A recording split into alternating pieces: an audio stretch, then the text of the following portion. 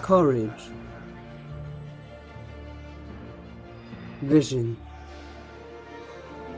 resilience. It's more than just a journey. It's a universe of endless possibility,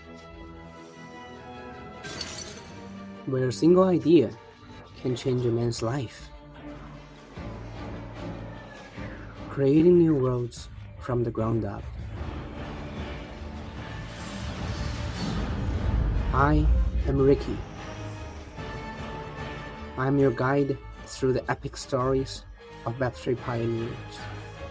Join me and enjoy the podcast. The Tales of Web3. Yo, what is up, everyone? This is Ricky. Today I'm inviting my bro, my very close friend, Graham, to the Tales of Web3, at Season 1, Episode 9. How are you, Graham? What's going on? I'm good. Here in Singapore for Token. Very, very excited to kick things off. And Ricky, thanks for having me, man. Excited to be here. Of course. So Tales of Web3, we are all about doing this podcast with the most epic builders in the space, right? No matter if you're a founder, you're like specialist, you have very special skills in all these different areas. For you, I think you are known for the BD guy, right? Like, tell us more about that. What do you think is BD for you? It's everything and nothing at all. I don't know. I mean, I think that the key for me is always been just meeting as many people as possible. I think that's the most important thing. Just getting to know folks. I'm fortunate to live in New York, where there's such a crazy strong BD and really just crypto community in general. I know, Ricky, you were out there recently, came by our office. There's just, I mean, I'm biased, but there's such a buzz in New York. It's awesome. I love it. But yeah, I would say it's about the people. It's about the people. New York City, man. Like, you are the man who I think got 50% of all these new BD folks got moved to New York. Right? You're doing It's the best, man. It's the best. I'm never leaving. You're gonna have to yank me out of there. But I am from Chicago, awesome. But I live in New York now, for the last almost 5 years. Love it. Beautiful. How do you get into Web3 in the first place? It's like, say, your first journey right after Northwestern, or? Yeah. So I'll give the full background. So I graduated from college. I went to Northwestern, as Ricky said. And then I did a quick stint in consulting. Consulting wasn't for me. Got into startups, moved to New York from Chicago during COVID, during the pandemic. Worked a job in fintech. My first job, I was an SDR. I was making 100 cold calls a day in my Lower East Side tiny little apartment. Because again, at the time we were working remote, right? So talk about learning how to deal with rejection. People telling you to hang up, to get off the line in all sorts of creative ways. It was during my second year at this fintech that a buddy of mine I was working with came into the office, and this is like probably mid-late 2021, like peak of top. And he's like, dude, you gotta check out Time in Wonderland. Like there's 11,000% APYs. Like if you're not using this, you're just lighting money on fire. And I was like, ooh, that sounds pretty juicy. Like I'm gonna go see what's up with that. And yeah, so got involved that way through my buddy. But then I really fell in love with Solana DeFi. This was, like I said, like late 2021. I just was like messing around with a bunch of the, OG protocols and, like Mango and Drift and Radium and Atrix and Orca and, all back in the day. Right. And, I was fortunate in New York. There were all these happy hours and folks that I was able to meet. And so I kind of just started networking my way around. I got to give a shout out to the folks at BridgeSplit, Luke and Mary. I remember I like cold emailed them, or LinkedIn. I don't even remember. I was just like, my email, it's not even coherent. I don't even remember what I said, if it made any sense or not, but they were nice enough to invite me to well, they were hiring at the time, but they were nice enough to invite me to a Solana happy hour. And this was, I want to say late 21, early 22. Went there, met some folks, I'll never forget, I met Bruno Faviero from Magna, and a bunch of other people at that happy hour, a bunch of like Solana folks. And, yeah, I kept networking. Found this what became the Say team on this crazy app called Telegram that I was told to download. So I downloaded Telegram. I was looking through. If folks remember the Daily Ape, it was like a Telegram job board back in the day.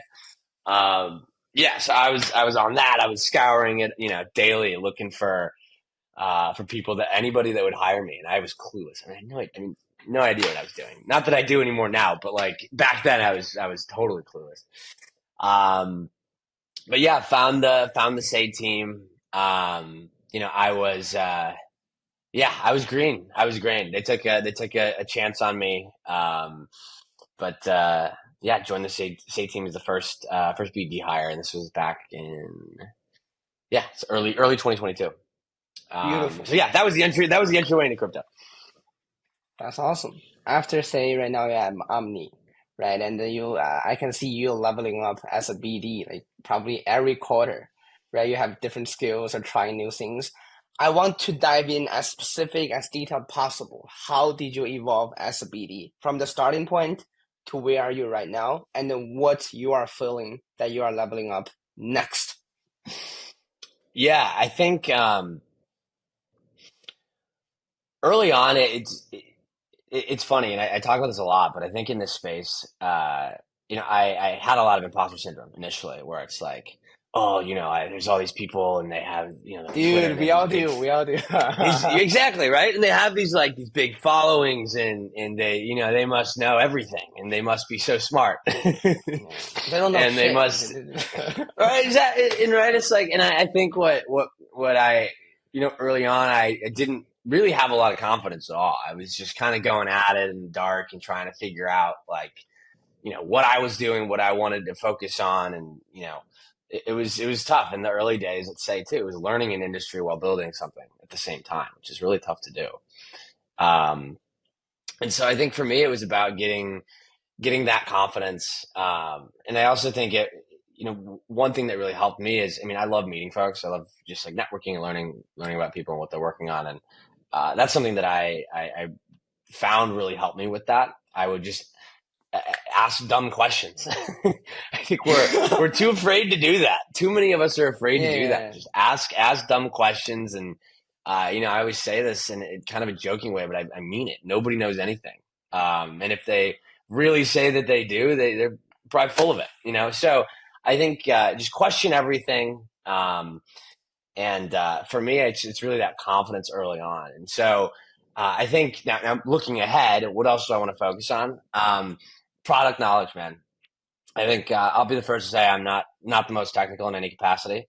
I don't think BDs have to be super technical at all. But I think if some BD folks, some growth folks, and again, we're a small team at Omni. There's only about 10 of us on the team in total. Myself and Matt on BD, you may have seen 0x Matt. He's a stud. We brought him on board a few months back. He's great. Matt.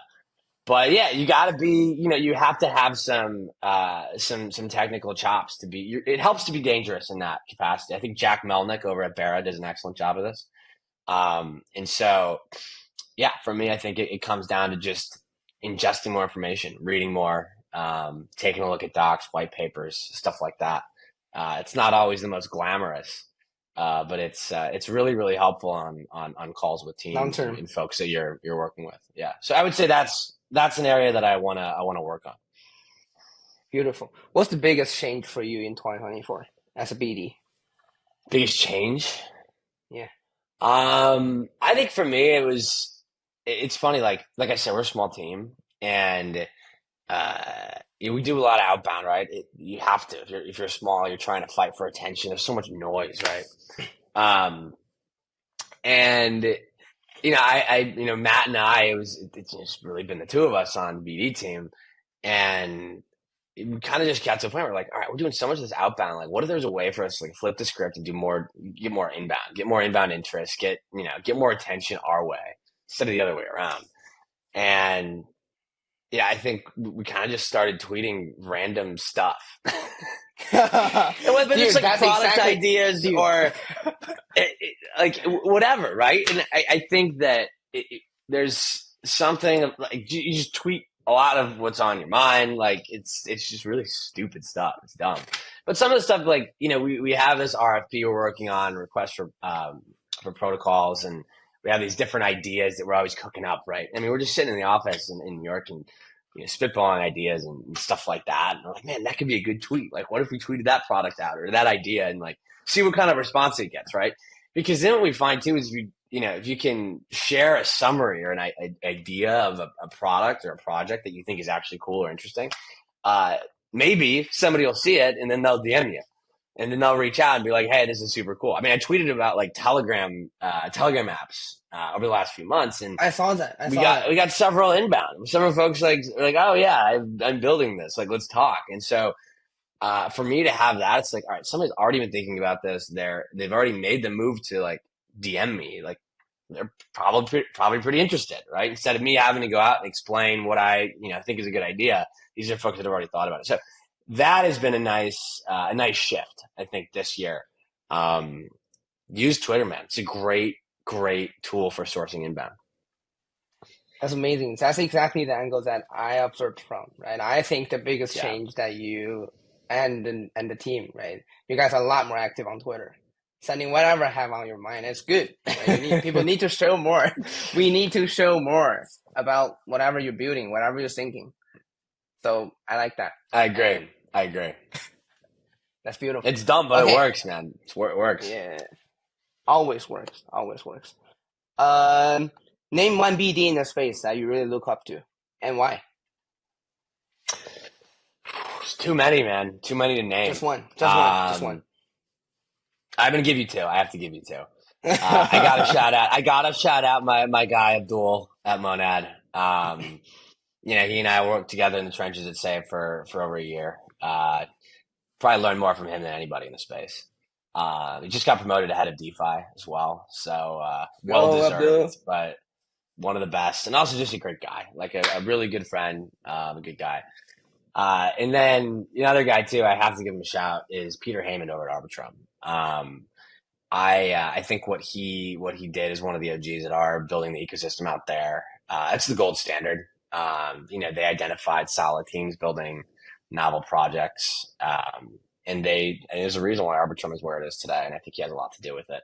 He also, was kind enough to basically, do a brain dump session with me and Matt. Because I hit him up. I was like, how did you do it? I want to learn from you. And, I just really appreciate folks in this space. I think this space is unique in that sense where, people are, oftentimes generous with their time.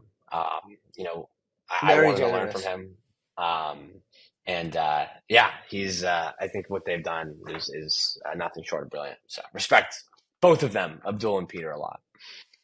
What's the biggest lesson you learned from Peter from the session? I think it was,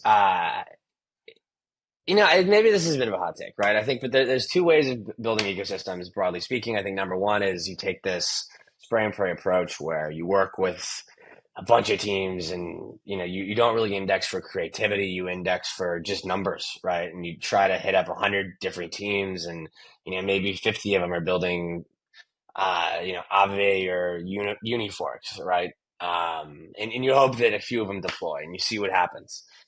The other way is it's a lot harder, is to identify high quality teams that are building novel products. Basically what Peter mentioned was that this was their approach at Arbitrum, and there's obviously a little bit of luck involved, but he shared the story of the early days and how they found GMX and how they worked closely with GMX, and it was a novel product at the time and it fit the the market sentiment, and they were really hungry and really excited to get to work with Arb. And I think that was even though that might be the harder route to take, that was one reason why he said, art has been as successful as it has today. So Thanks for sharing quality that. over quantity, in short, quality over quantity. That's beautiful. That's beautiful. Now the for BD chat. What's the Yeah. idea? Why it is the most active, is the most, I would say, alpha group chat out there? Like how you're able to make that happen? Yeah, I mean, I think it came from a dumb tweet. And it's sort of like it's sort of like an algo bait tweet, right? Where it's like, hey, I'm making a group chat, like who wants to be in it or whatever. And it just kind of, I did it as a joke. I wasn't even expecting to like pull together a group. And then I just wanted to see like, all right, would this hit the algo? And it did. And I was like, all right, I got to make a group chat now. But I think what makes it unique is that, there's a high quality, folks, or the folks in it are of high quality, I think. And, it's composed of a lot of folks who are like serially online, right? So, I mean, one thing I love doing is I think there's like, I don't know, probably close to 200 people in it, 250 now. I don't even know. But I like looking and seeing how many are online at any given time. Like actually, Always more than 100. And yeah, there's like there's 110 people online right now, right? And Yeah. it's most of these people are based in New York. It's almost 9:30 p.m. in New York. So I think curating a group of people that are like constantly online, even though it might be a little bit unhealthy, that's important because these are people that are like, that are going to be active, that are going to be hitting up chats and whatnot, responsive. So I think that's been really cool. But really for me, the impetus for it was, I had a lot of people that helped me early on make connections, introductions when I first got into the space, and the least I could do is pay it forward. And so I think if for me the goal is creating a space for folks to join, and they should come in there and feel like they can just DM anybody in the group, hit anybody up, and chat with them. And so if I can facilitate connections for folks, that's a massive value add. And like I said, I had a lot of people that did that for me, and they did it for free. And they did it because they were nice people. So that's my goal. I do think there's a magic behind, because I've like created my own TG group before, and like the rest of the 99% of the group, like they died. I feel like a lot has to do with Yeah. like people, right? You have to be online. You have to be interested in seeing other interesting people in the chat, and to constantly talking about like new topics or anything. Yeah, and I was gonna say too, I think it's like, I don't know, having no shame and like if you're having an issue, or if you have a question, a BD question or something that you're like contemplating on a daily basis, like I don't know, like I remember early on, I was like, what do we think about grants? Like, are we doing grants? Or are we not? Like, how do we feel about grants? Like, just posing questions, like open questions to the audience. And it's, and then you have folks in there, like Smokey saying, I would never give a grant. You have other people that are like, oh, maybe I would, maybe, so I think it's good to have that discourse, and to have some of the most active folks in the space in there, discussing relevant topics. It's awesome. Hopefully people can learn from that. Yeah. I hope too. I do think I make a lot of good friends in the chat as well. So big shout out. So appreciate it, man. Yeah, happy to have you there. Next question I want to ask is more like a little bit on the philosophical side, right? But I think it's interesting, right? What's your view of the role like, right? Because sometimes I feel like we're all like inside this game. A lot of people are NPCs. Yeah. People only truly matters to you are probably the real players. Or some people think they're all just NPCs, right? You're the only one that I wanted to see what you think about that. And then like, I mean, it's probably broad, right? But I'm curious. What do I think of the world? Do you have anything more specific? I'm trying to think of a good response to this. like, what do you think the world that we are at right now, like what is this all about? Do you think every single person that you met or a person, do they have self-conscious? They're like a human being, or you think most of them are like just I think so. I mean, I see what you're saying. I think, broadly speaking, I think, we live in such a crazy time, and we're so lucky to, I feel very lucky, feel very fortunate. I was just talking to I went home to Chicago and visited my parents and saw my grandpa. I played golf with my 84-year-old grandpa, which is always Whoa. special. And he was asking me about, about work and life and everything. And I just told him I felt really lucky to be, I love what I do for work. It's an adventure. No 2 days are the same.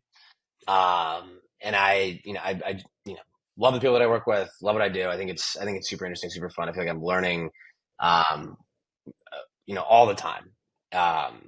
And so from that perspective, I think I'm very lucky, but I also think, like I just think we're fortunate. We live in a cool society right now. I mean, I obviously not everybody, can say that, but I think, I feel very lucky. I think the world's a good place, but I think we need more people to care about each other, be nice to one another. So I don't know. That's why I we don't know have if that's the what you're looking BD for group now, chat. but It's a good answer. I like it. And now the most exciting part, right? Like, I want to hear one story of you along all these years in Web3, being a BD, doing anything, right? Yeah. Epic, twisted, full of risk taking. Give me one story. Yeah, so I thought about this one, and this is a story that not a lot of people know actually, and it's kind of dumb, but when I first started at Say, and this is early 2022. I was doing BD. I didn't really, I mean, I didn't know what I was doing. But we were in the early days, we were trying to, and again, mind you, we were tiny. We had like 5K Twitter followers. Nobody knew what we were, Say was, anything. And I was tasked with getting in front of protocol teams, and I wanted to talk to protocol teams, and I wanted to see if they were interested in building with us or working with us in some capacity. And I had this blurb that I was sending out, and it was basically like, hey, it's so dumb. It's like, hey, we're building Say, we're going to fork your protocol if you don't work with us. And I didn't even really know what fork meant. I didn't understand that, like, culturally, like, maybe somebody would be a bit mad, frustrated by that. Yeah. like, who is this guy? Like, who is this guy saying he's going to fork my protocol? And so I remember I sent this to so many people. It was so bad. I sent this to, I remember I sent this in Mango Markets, and I mean, I have tremendous respect for Max and the team over there. And I since met them, but they didn't respond to me. And I remember hearing from my boss at the time and say, like, Graham, you can't do that. Like, don't say this. Like, you need to be a bit more like, so I say this I say this to communicate, like, it's good to be aggressive, but you need to understand what you're saying because you don't want to piss people off. And that's like, that was a learning. That's so cool, man. That was a learning moment for me because, and again, at the time, I thought, man, and this was like top of the, Solana hype, and Mango was like the OG protocol, and I had like pissed them off, and I was so worried, and but. Like I said, I have a lot of respect for that team, what they've done, and I felt bad because I didn't know that was offensive to threaten to fork their protocol if they didn't talk to me. So, word of the wise, don't threaten to fork people's protocols. But you're young back then, right? Like, all these attempts is worth it. Like, at least it's a good learning experience. And ironically too, I don't think they're open source either. So we couldn't have done it anyway. It just it doesn't make any sense. But it was a funny time, funny story. That's a really good story. Thanks for sharing that. I'm definitely gonna make a separate clip for that story only. Okay, so that's nice. And then, like, we are heading to the end, but I wanted to hear about, like, one consumer application that you played this year that you think is a killer. Okay, there's two. I'm gonna answer with two again. I got to give a plug to one of the teams we've been working closely with at Omni. They're called Sidebot. It's really cool. I saw that. Yes, check out the demo, man. Test East. Yes, so it's an Omni testnet right now, and basically what it allows you to do is it's a Telegram application, and you can uh, basically using AI um, AI commands, you can say, hey, like I want to move $10 worth of USDT from OP to ARB, and you can literally type that in your Telegram, and it'll just execute the trade. And so Look at that I that. think is the type of application that we need. I mean, if I'm going to get my buddies, like my normie buddies, to get in this space and use crypto, like I think that is the way to do it. Like literally type to execute intent. That's awesome. Everybody should try it out. Posted a demo last couple weeks ago. It's Sidebot. And then my favorite, which is where I always direct all my friends to go to if they, want to ape into whatever, is Jupiter. I love Jupiter. Jupiter.